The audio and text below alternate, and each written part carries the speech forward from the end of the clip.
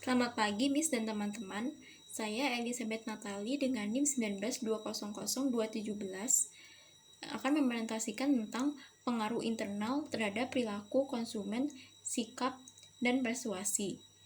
Nah, di sini materi pembahasannya itu ada kekuatan sikap, lalu ada bagaimana kita membentuk sikap, bagaimana pemasar dapat mengubah sikap perilaku konsumen. Nah, pertama, saya akan menjelaskan tentang kekuatan sikap.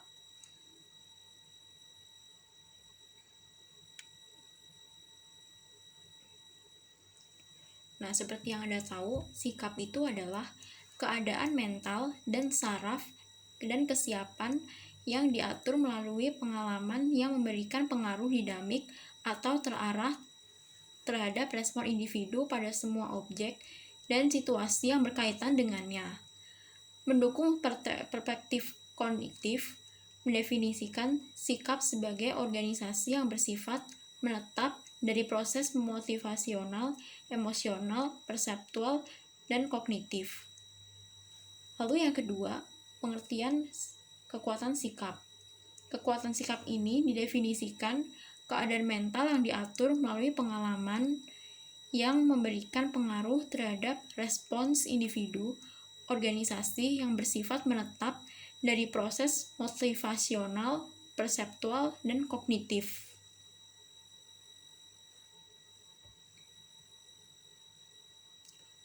Nah, di sini kekuatan sikap ini memberikan kesiapan untuk merespon yang sifatnya positif dan negatif terhadap suatu objek atau situasi. Nah, di sini ada ciri-ciri sikap. Sikap tidak dibawa sejak lahir, melainkan dipelajari. Sikap berubah-ubah sesuai dengan keadaan. Dalam sikap selalu terjadi hubungan subjek-subjek, tidak ada sikap tanpa objek.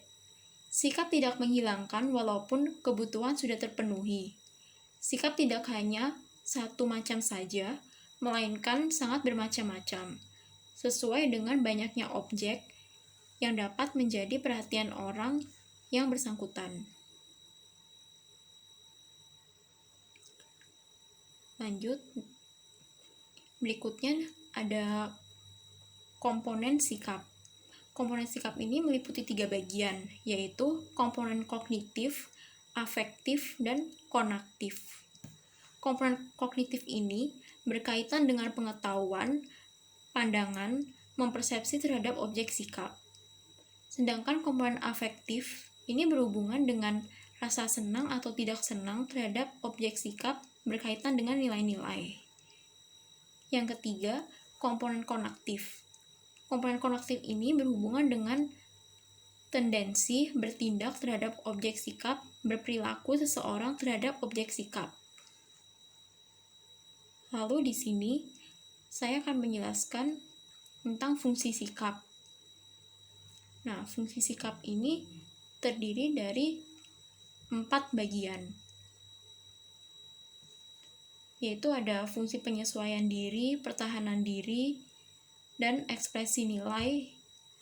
Yaitu fungsi yang pertama kita akan menjelaskan tentang penyesuaian diri, yaitu orang cenderung mengembangkan sikap yang akan membantu untuk mencapai tujuan secara maksimal. Dan yang pertahanan diri itu sikap melindungi seseorang dan keharusan untuk mengakui kenyataannya tentang dirinya. Sikap melindungi diri, menutupi kesalahan, agresi, dan sebagainya. Berikut ada fungsi ekspresi nilai. Sikap membantu ekspresi positif nilai-nilai dasar seseorang, memamerkan citra dirinya, dan aktualisasi diri. Ya. Berikutnya, saya akan menjelaskan tentang bagaimana cara kita untuk membentuk sikap yang baik itu.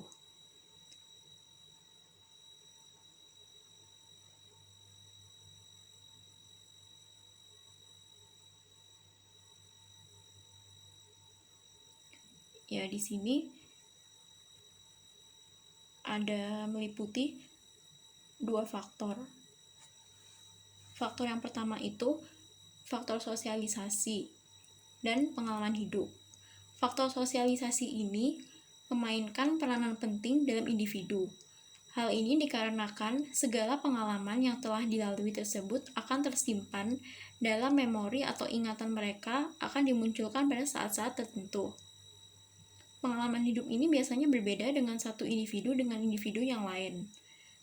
Yang kedua, pengalaman hidup memainkan peranan penting dalam membentuk dan mempengaruhi sikap individu dikarenakan segala pengalaman yang telah dilalui tersebut akan tersimpan di dalam memori atau ingatan dan akan muncul pada saat tertentu.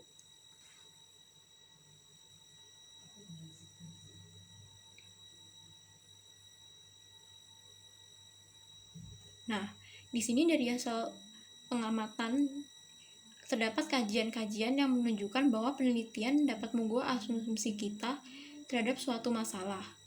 Nah, terbentuknya sikap ini terjadi ada faktor internal dan eksternal. Internalnya itu ada fisiologis dan psikologis, sedangkan eksternalnya ada pengalaman, situasi, dan norma-norma, hambatan, dan pendorong.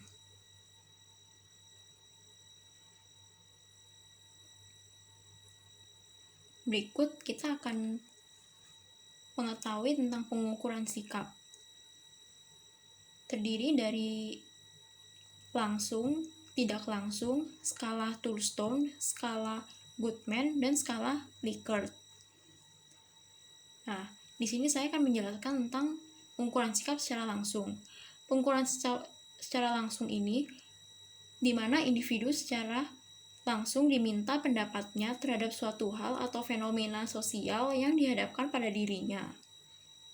Nah, berikut yang tidak langsung, pengukuran dapat menggunakan alat-alat tes, baik proyek maupun non-proyektif. Yang ketiga adalah skala Thurstone. Skala Thurstone ini menjelaskan tentang asumsi-asumsi, yaitu ukuran sikap seseorang dapat digambarkan dengan interval skala yang sama. Berikut ada skala Likert. Skala Likert itu digunakan mengukur sikap, pendapat, serta persepsi seseorang tentang suatu fenomena sosial. Lalu yang terakhir adalah skala Goodman. Penelitian ini dilakukan ingin mendapatkan jawaban yang tegas terhadap sesuatu permasalahan yang ditanyakan. Nah, skala Goodman ini lebih mudah digunakan dibandingkan skala Likert dan skala Thurstone.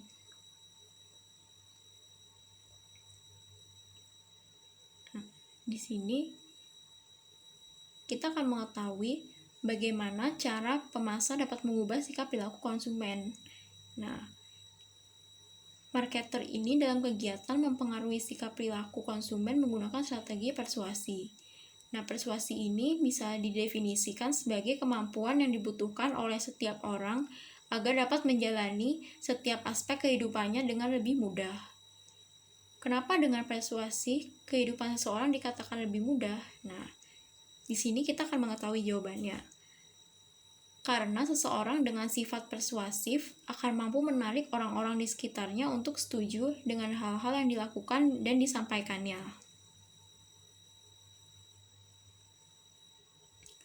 Nah, pertujuan persuasi itu mempengaruhi dan meyakinkan orang lain. Dalam persuasi, seorang persuader dianggap berhasil jika mempengaruhi kepercayaan dan harapan orang lain.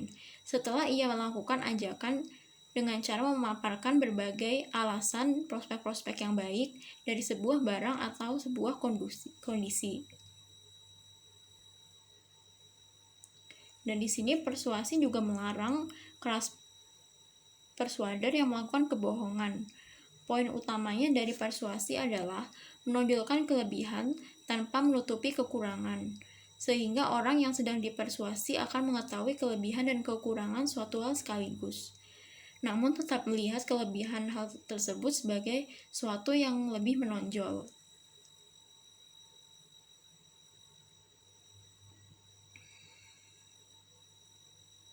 Kemudian saya akan menjelaskan tentang strategi persuasi. Pesan pertama hanya bisa menciptakan kesan yang baik bagi orang-orang yang ditemui. Kesan pertama ini merupakan faktor yang sangat penting dalam komunikasi persuasif. Lalu yang kedua, menarik simpati. Seorang komunikator yang baik adalah komunikator yang mau mendengarkan, dan seorang komunikator akan tahu bagaimana karakteristik, keluhan, dan kebutuhan komunikan. Dan lalu ada membangun kredibilitas. Kredibilitas mengacu pada 3 komponen, yakni keahlian, kepercayaan, dan ekstensi. Jika seorang komunikator harus bisa mengembangkan 3 komponen tersebut. Yang terakhir adalah motivasi. Yang terakhir ini bisa dilakukan secara komunikator untuk mempersuasi komunikan adalah dengan menerapkan teknik motivasi.